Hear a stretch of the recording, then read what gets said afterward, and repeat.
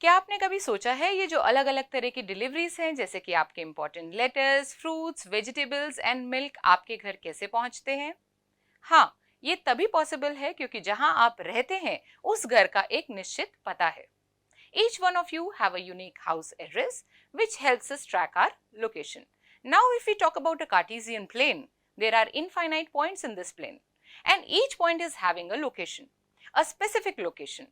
When we study coordinate geometry, we are being able to locate such points. Let us quickly have a recap of what we have covered in the last few classes.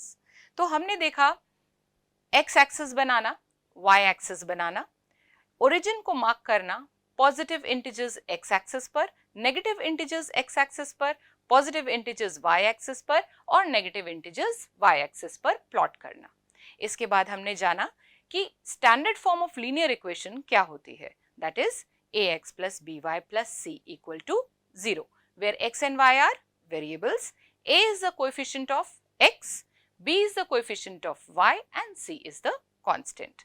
Let us quickly also see कि जब एक linear equation given है, for example 2x plus y equal to 3, तो उसका graph कैसे बनेगा? उसके graph बनाने के लिए we need 3 points and how will we take out the points? आप x की कोई वैल्यू रखिए इक्वेशन में और उसके कॉरेस्पॉन्डिंग y की वैल्यू निकाल लीजिए। जैसे आपने x की वैल्यू अगर 0 रखी तो y की वैल्यू आ जाएगी 3, x की वैल्यू 1 रखी तो y की value will be 1 and x की वैल्यू 2 रखने पर we will get y as -1.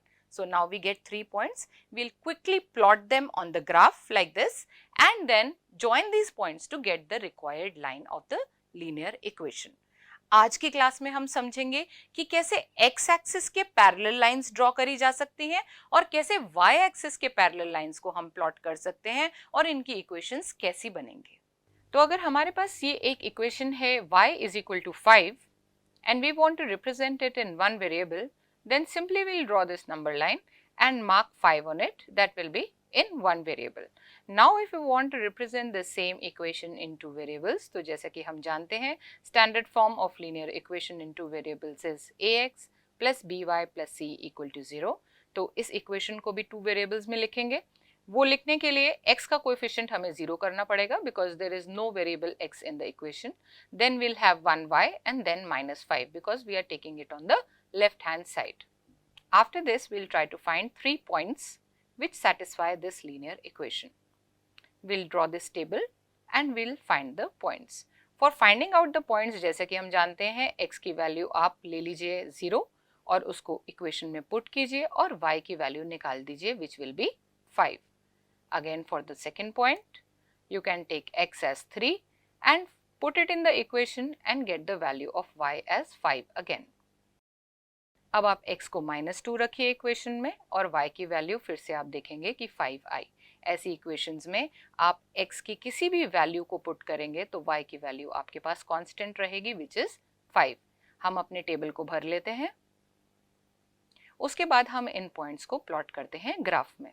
तो 0, 5 जो हमारा फर्स्ट पॉइंट है उसे प्लॉट करने के लिए 0 on x axis and 5 on y axis, this is the point 0, 5. For 3, 5, 3 on x axis, 5 on y axis, this is the point 3, 5. -2 on x axis, 5 on y axis, this is our third point -2, 5.